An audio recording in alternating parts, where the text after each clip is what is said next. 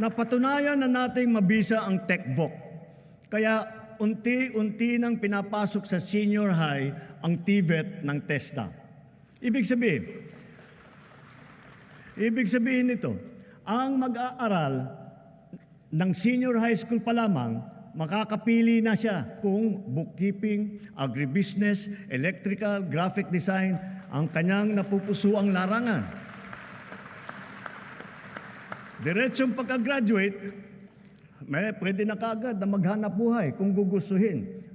Dahil para na rin siyang nakapag-aral sa TESDA at nakakuha ng NC2 or NC2 or NC3.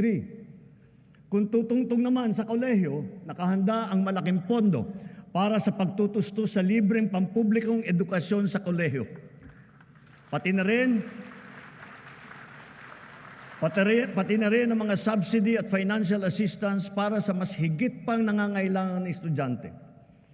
Taon-taon, mahigit 2 milyong estudyante ang nakakapag-aral ng libreng kolehiyo sa bansa.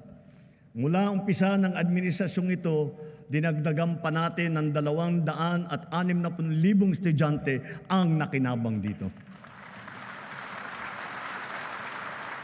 Sa susunod na taon, maglalaan pa rin tayo ng halos 60 bilyong piso para sa libreng edukasyon sa pampublikang kolehiyo at sa TechVoc.